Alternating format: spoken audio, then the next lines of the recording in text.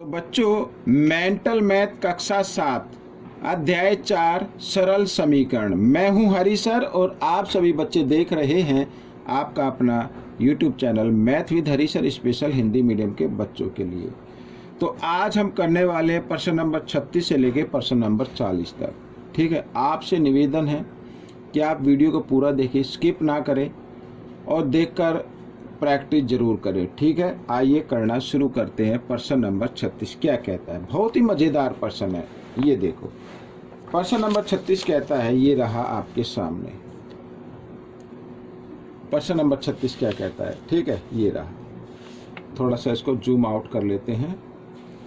हाँ, ठीक है। प्रश्न नंबर 36 कहता है, 3 क्रमागत सम पूर्णांक संख्याओं का जोड़ 42 है। सम पूर्णांक है भाई, ये संख्याएं बताइए, ये संख्याएं हमें बतानी है। तो माना पहली संख्या x मान लेते हैं। माना पहली संख्या कितनी है? x। और दूसरी संख्या क्या होगी भाई? सम है ना। दूसरी संख्या क्या होगी? x जमा 2 होगी। और तीसरी संख्या क्या होगी? ठीक है, यहाँ पर लिख लेता हूँ। तीसरी संख्या क्या होगी? x जमा 4 होगी। ठीक है, सम है तो भाई सम संख्या ही तो जमा करेंगे। अब प्रश्नानुसार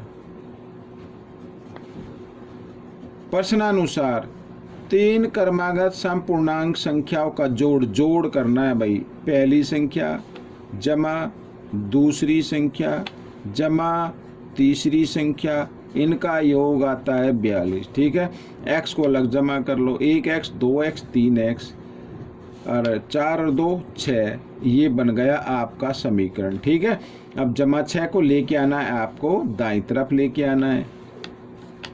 इधर आकर ये किस चीज़ का हो जाए? घटा का हो जाए। घटाया तो कितना है? 36 आ गया। ठीक है, इधर कर लेते हैं। तो 3x बराबर 36 आ गया है और x बराबर 36, 3 इधर गुणा में, इधर आकर ये भाग में आ गया। 3 से इसको भाग किया तो 12 आ गया बच्चों।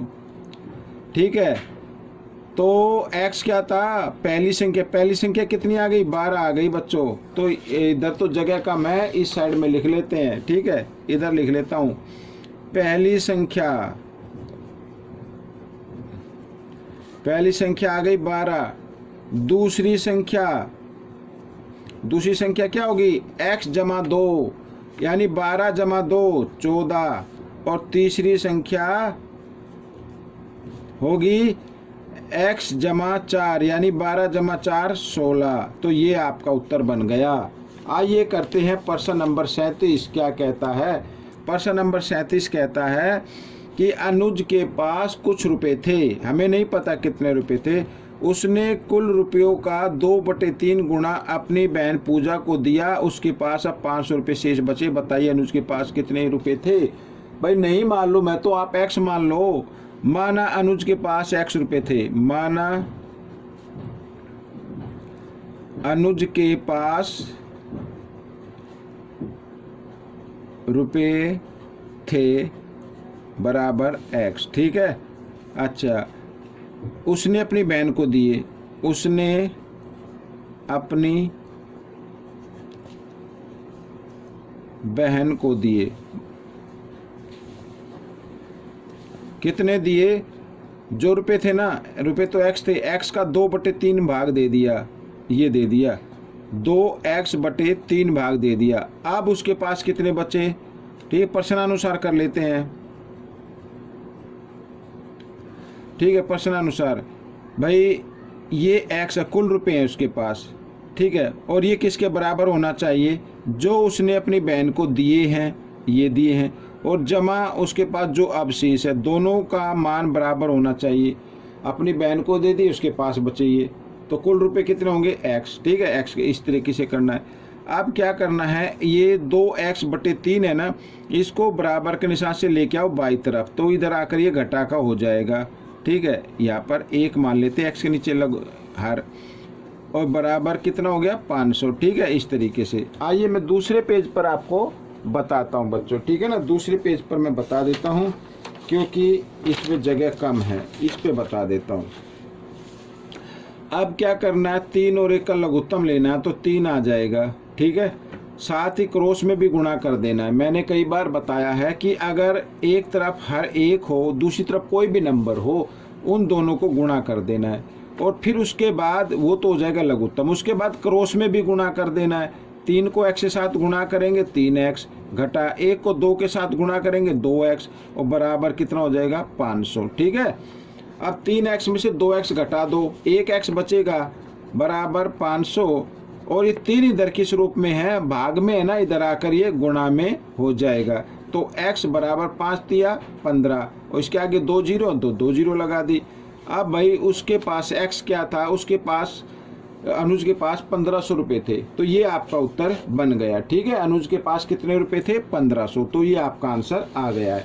आइए करते हैं प्रश्न नंबर 38। प्रश्न नंबर 38 क्या कहता है, ये भी बड़ा मजेदार प्रश्न है और ये प्रश्न कई बार पूछा गया है। देखो चित्र में देख रहे थे, एक वर्ग की संलग्न भुजाएं दी गई है। संलग्न का मतलब जिनका एक बिंदु बेनिष्ठ हो, ठीक है ना, ऐसे दी हुई है। तो वर्ग की भुजा की लंबाई बतानी है। भाई संलग्न भुजाएं दी हैं, आपको इतना तो पता होगा ना कि वर्ग की सभी भुजाएं क्या होती है, बराबर होती है। वर्ग की सभी भुजाएं क्या होती है, बराबर होती है। यहाँ पर मैं लिख लेता हूँ, हम जानते हैं वर्ग की सभी भुजाएं बराबर होती है, ठीक है, ये बराबर होती है। तो इन दोनों भुजाओं को आपस में क्या करो, बराबर रख लो। 42 घटा 13x और बराबर 18x घटा 20, ऐसे बराबर रख लो, x का मान निकाल लो, ठीक है ना। अब घटा 13x और 18x को भी लेके आओ बाएं तरफ, ये भी घटा का हो जाएगा, ठीक है, इस तरीके से बराबर घटा 20 और ये जो 42 है ना, इसको ले आओ आप दाएं तरफ, ये भी हो जाएगा घटा 42, ठीक है, इस तरीके से। तो दोनों घटा घटा हैं ये, ठीक है। आइए इनको कर लेते हैं हम। तो 8 और 3 क्या होता है, 11, जमा कर लेते हैं और 1 और 1 2 और 1 3, 31x आ गया बच्चों। और इधर घटा 20 और घटा 42 कितना है, घटा 62 आ गया, ठीक है। घटा से घटा का निशान काट दो आप, तो x का मान आ गया 62 और 31 इधर किस रूप में है, गुणा में, इधर आकर ये भाग में आ गया।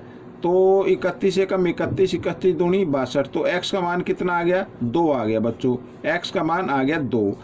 अब भुजा की लंबाई बतानी है, तो भुजा की लंबाई इधर बता लेते हैं, कोई सी भी ले लो आप, भुजा की लंबाई, ठीक है, ये ले लो 18x, x की जगह x का मान लिखना है 2 और घटा 20, ठीक है। 18 दूनी 36, 36 में से 20 घटाएंगे तो कितना आ जाएगा भाई, 16 आ जाएगा, 16 सेंटीमीटर आ गई। अब आप कहेंगे सर ये तो ठीक है, अगर इसमें रखे तो इसमें रख लो, इसमें भी कोई दिक्कत नहीं है।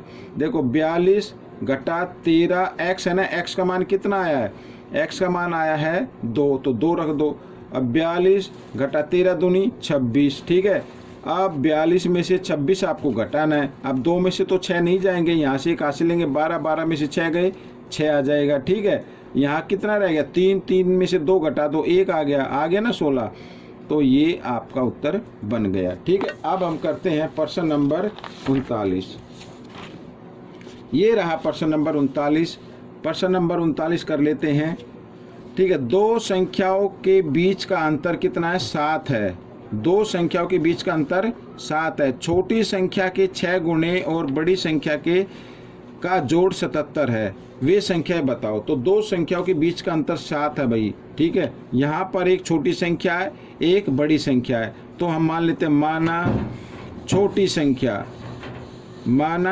संख्या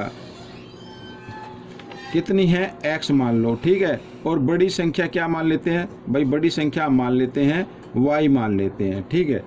अब दोनों के बीच का अंतर, यानी प्रश्न में क्या कहा है कि दोनों संख्याओं के बीच का अंतर, यानी y में से अगर हम x घटा दे तो कितना आना चाहिए, 7 आना चाहिए। ये तो हो गया पहला समीकरण हो गया।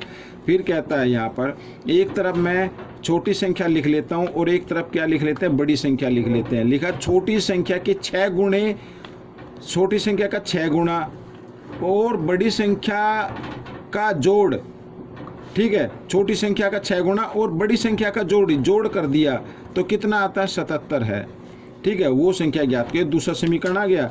अब क्या करना है, अब आपको इसको हल करना है, ठीक है। यहाँ पर लिख लेता हूँ 6x जमा y बराबर 77। अब ये घटा x है ना, x को x के नीचे लिखना भाई, घटा x और जमा y बराबर कितना है 7 है, इस तरीके से, ठीक है।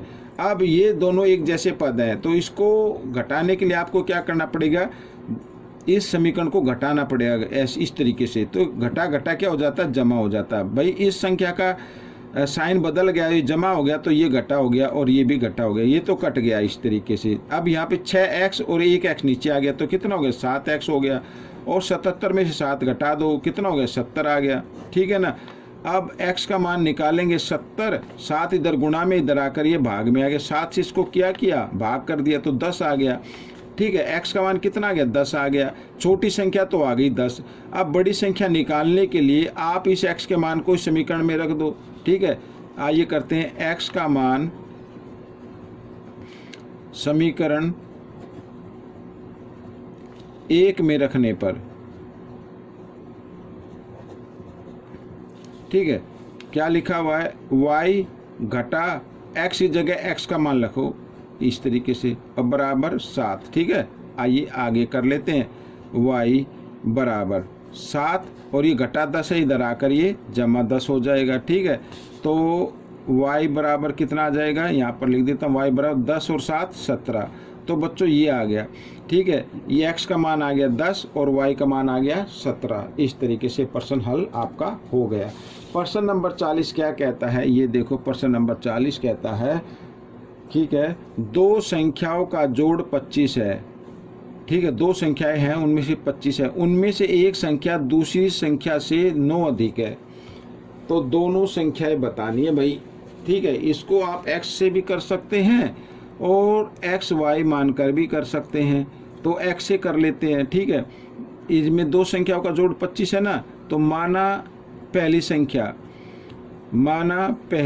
संख्या कितनी मान लेते हैं, x मान लेते हैं। तो दूसरी संख्या क्या होगी, दूसरी संख्या आप 25 में से जोड़ में से पहली संख्या घटा दो तो दूसरी संख्या आ जाएगी, ठीक है।